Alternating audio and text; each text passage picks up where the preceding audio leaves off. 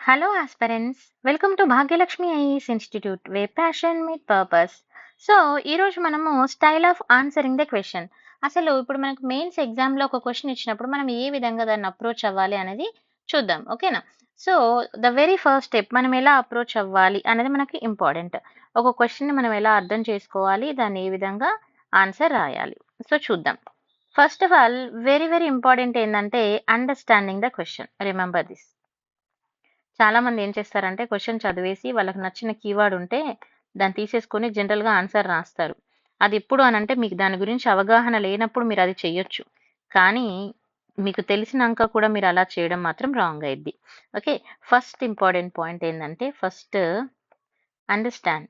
క్వశ్చన్‌ని అర్థం చేసుకోవడం అనేది very very important. Remember this. Okay. Understanding the question. This is the very first point. And after thought depend on what the question is. Second one, depend on what the question. అంటే question ని ఏమని అడుగుతున్నారు. Okay. Question ఏం అడుగుతున్నారు. మనం రాసే answer question ఏం అడుగుతున్నారు అనే దాని మీద డిపెండ్ అవ్వాలి. అండ్ క్వశ్చన్ ని అర్థం చేసుకోవడం. ఇది తెలుగు ఇంగ్లీష్ మీడియం ఇద్దరికి యూజ్ అవుతుంది. ఓకేనా? ఫస్ట్ క్వశ్చన్ అర్థం చేసుకోవాలి. And what is the question depend on. Okay. దేని మీద డిపెండ్ అవుతుంది, మెయిన్ కీ పాయింట్స్ ఏంటి అన్న పాయింట్ ఆఫ్ వ్యూలో చూసుకోవాలి. ఓకే. అంటే ఇప్పుడు మనం ఇక్కడ క్వశ్చన్ తీసుకున్నప్పుడు ఇక్కడ చూడాలి మళ్ళీ వెదర్ వన్ ఈజ్ ఆస్క్డ్, వాళ్ళు ఏమని అడుగుతున్నారు, కీ పాయింట్ ఏంటిది అంటే మెయిన్గా క్వశ్చన్లో అడిగిన కీ పాయింట్ ఏంటిది, వెదర్ వన్ ఈజ్ ఆస్క్డ్ అంటే మరి ఏమని అడగొచ్చు, లైక్ డిస్కస్. ఓకే, తెలుగులో అయితే విశ్లేషించండి అని అంటారు కదా, విశ్లేషించండి అని ఇలా తెలుగులో అంటారు. తర్వాత లేదు అని అంటే మనకి ఎక్స్ప్లెయిన్ చేయమని అంటారు, అనలైజ్ చేయమంటారు. అంటే మనకి డిఫరెంట్ టైప్స్ ఆఫ్ కీవర్డ్స్ ఉంటాయి కదా, సో ఆ కీవర్డ్స్ని తర్వాత నేరేట్ అంటారు. ఓకే. లేదు అని అంటే మనకి ఇప్పుడు అనలైజ్ అన్నప్పుడు విశ్లేషించండి అని వస్తుంది, అదే డిస్కస్ అన్నప్పుడు చర్చించని వస్తుంది. డిస్క్రైబ్, మరి డిస్క్రైబ్ అన్నప్పుడు ఏమొస్తుంది, డిస్క్రైబ్ అన్నప్పుడు వర్ణించు అని వస్తుంది. సో ఇలా మనకి ఏమని అడుగుతున్నారు క్వశ్చన్ అనేది మనం చూసుకోవాలి. ఓకేనా? క్వశ్చన్ ఏం అడుగుతున్నారు అనేది ఇంపార్టెంట్గా చూసుకోవాలి. నెక్స్ట్ మళ్ళీ ఇక్కడ క్వశ్చన్లో కొన్నిసార్లు క్రిటికల్లీ అని అడుగుతారు.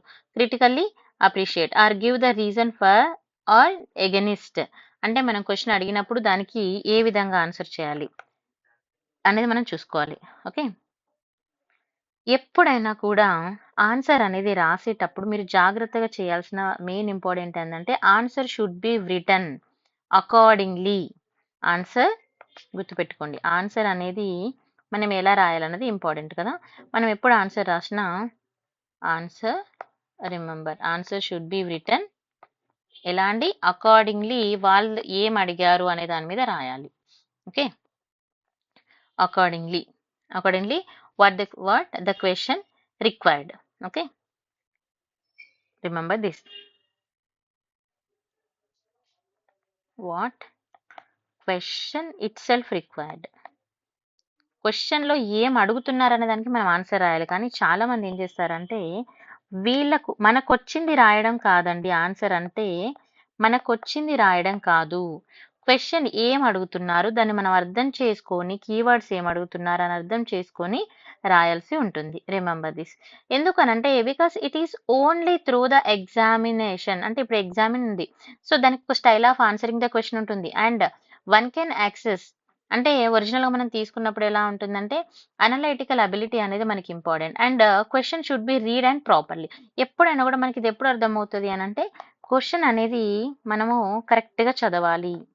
రీడ్ క్వశ్చన్ అనేది ప్రాపర్గా చదవాలి. అర్థమవుతుందా? Properly read question properly and then understand the question what they are asking. Question ఏం అడిగారు అనేది మంచిగా మనం చదవాలి. Okay, remember this point. Okay. Next మరి ఇప్పుడు క్వశ్చన్ ఏం అడిగారు అన్నదాన్ని తీసుకొని మనం ఆన్సర్ స్టార్ట్ చేయాలి. అండ్ ఎప్పుడైనా కూడా గుర్తుపెట్టుకోండి, ఫస్ట్ 5 to 10 minutes మీరు క్వశ్చన్ పేపర్ మొత్తం నీట్గా చదివేసుకోండి. ఓకేనా? క్వశ్చన్ పేపర్ నీట్గా చదవండి. చదివిన తర్వాత మనకి ఏం క్వశ్చన్స్ వచ్చేదని కూడా మీరు టిక్ చేసుకోండి. మనకి ఏ క్వశ్చన్స్ వచ్చు, మన క్వశ్చన్స్ ఫస్ట్ వచ్చిన వాటిని మనం ఫస్ట్ ప్రియారిటీలో పెట్టుకోవాలి. ఓకే, తర్వాత ఫస్ట్ డిసైడ్ అవ్వాలి, డిసైడ్ విచ్ క్వశ్చన్స్ అనేది డిసైడ్ అవ్వాలి. ఓకేనా, డిసైడ్ అయిన తర్వాత ఇప్పుడు మనం ఆన్సర్ అనేది స్టార్ట్ చేయాలి. ఓకే, అండ్ ఆన్సర్ స్టార్ట్ చేయడానికి ముందు కూడా time should be given to frame the answer. అంటే మనకు ఒక్కొక్క ఆన్సర్కి ఒక టైమింగ్ అనేది ఉంటుంది. ఇప్పుడు 10 మార్క్స్ అన్నప్పుడు ఒకలా ఉంటుంది, 15 మార్క్స్ ఒకలా ఉంటుంది కదా. సో ఇలా మనం ఆ టైం లిమిట్ అనే దాన్ని కూడా మనం జాగ్రత్తగా చూసుకోవాలి, అండ్ వర్డ్ లిమిట్ అనే దాన్ని కూడా జాగ్రత్తగా చూసుకోవాలి. ఇది వెరీ వెరీ ఇంపార్టెంట్. ఓకే, మరి మనము జనరల్‌గా గుడ్ ఆన్సర్ అని అంటాము.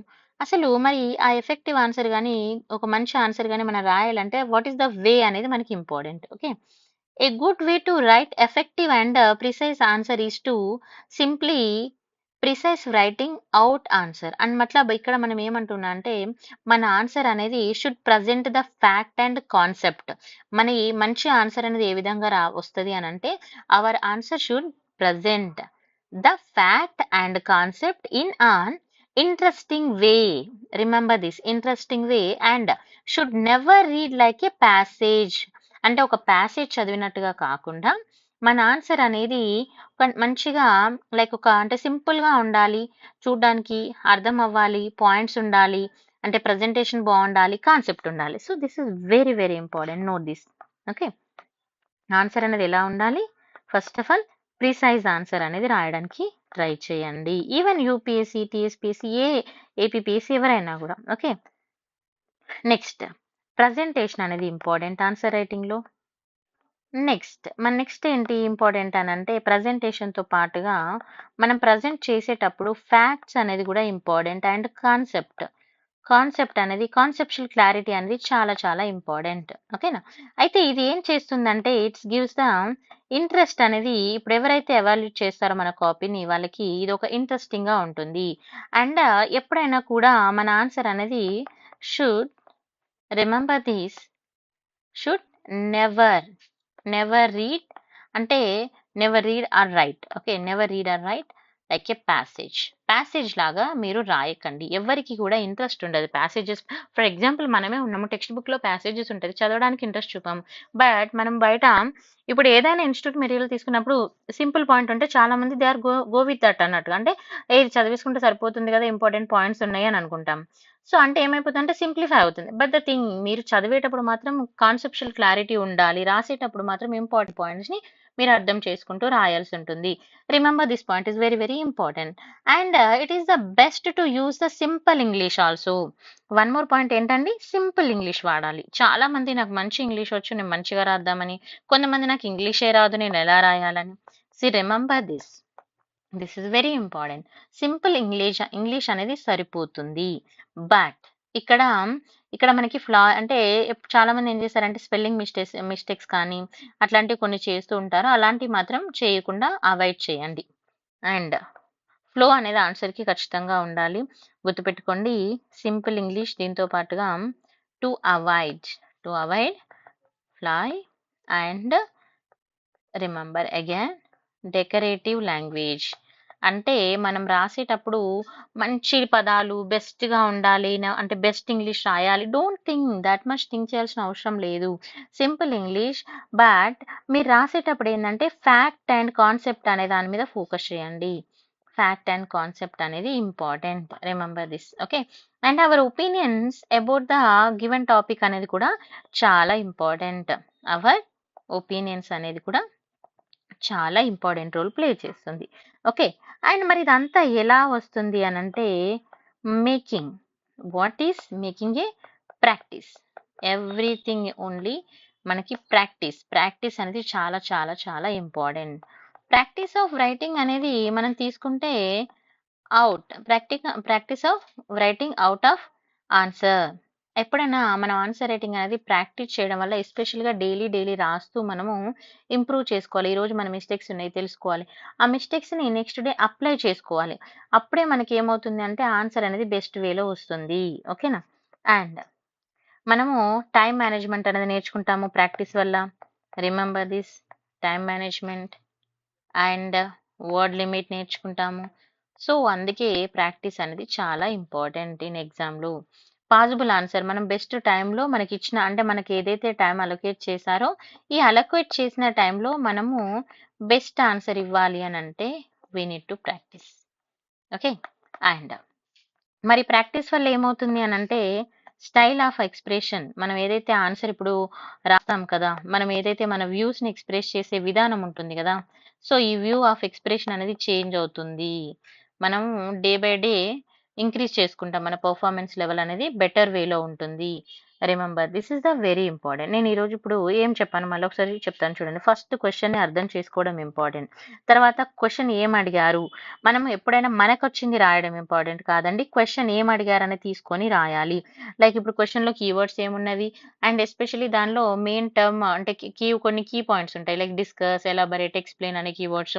సో, బేస్డ్ ఆన్ దాన్ని బట్టి రాయాలి.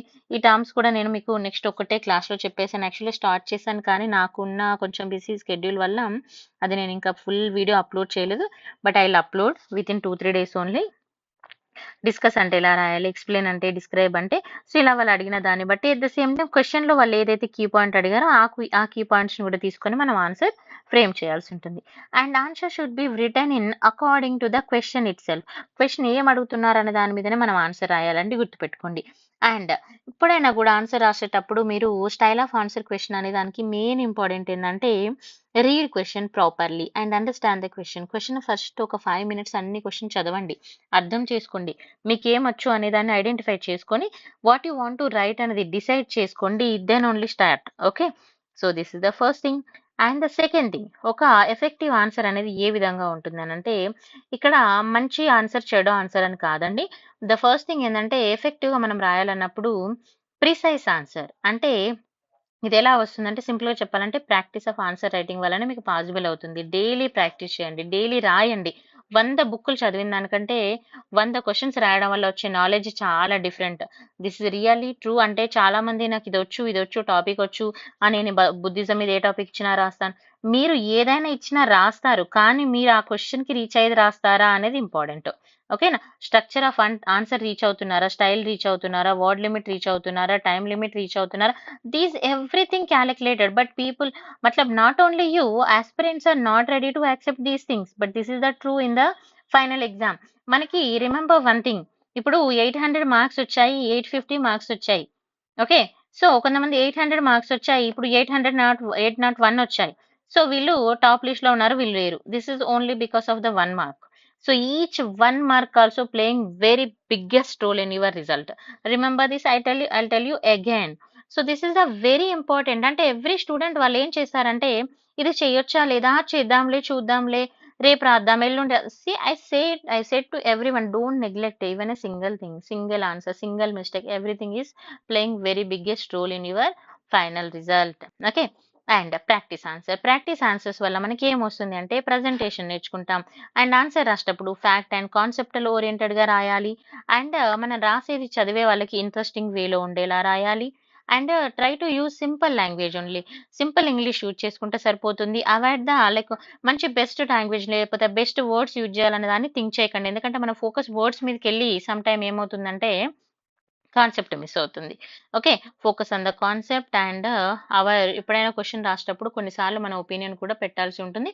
అలా అని మన ఓన్ ఒపీనియన్ పెట్టొద్దు. డోంట్ యూజ్ మీ సొంత ఐడియాలని పెట్టొద్దు. ఓకే. అది ఏ విధంగా రిలవెంట్‌గా ఉందనే దాని మీద పెట్టాలి. Okay. Next making a practice. Practice of answer writing వల్ల చాలా బెనిఫిట్స్ అయితే ఉంటుంది. టైమ్ మేనేజ్‌మెంట్, వర్డ్ మేనేజ్‌మెంట్ అంటే వర్డ్ లిమిట్ ఎలా రాయాలి? టైమ్‌లో ఎలా రాయాలి? ఇచ్చిన టైమ్‌లో. తర్వాత మనకు అలొకేట్ చేసిన టైమ్‌ని మనం ఎలా యుటిలైజ్ చేసుకోవాలి? ఓకేనా? అండ్ దాంతో పాటుగా స్టైల్ ఆఫ్ ఎక్స్‌ప్రెషన్ మన వ్యూస్‌ని, మన థాట్స్‌ని, మన ఎక్స్‌ప్రెషన్‌ని ఏ విధంగా చేయొచ్చు అనేదన్నీ కూడా మనం నేర్చుకుంటాము. Okay. So, this is the style of answering the question only. Okay. నేను రేపు how to right a good answer అనే దాని మీద చెప్తానండి. అండ్ దాంతో పాటు how to right answer effective part of the question అనేది ఒక పార్ట్ ఉంటుంది.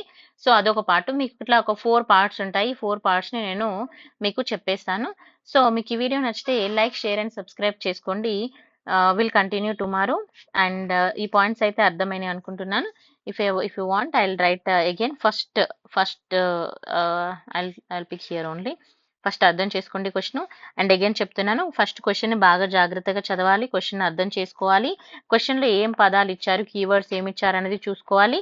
అండ్ అకార్డింగ్ టు దట్ మాత్రమే ఆన్సర్ అనేది రాయాలి. ఓకేనా? క్వెషన్ ఏం రిక్వైర్ చేస్తుందనేది రాయాలండి. మీకు వచ్చింది రాయడం ఇంపార్టెంట్ కాదు. మనకి ఏం రాయనప్పుడు మనకు తెలిసిందని రాయడానికి ట్రై చేయడం అది ఇంకో బెస్ట్ వే. ఓకే.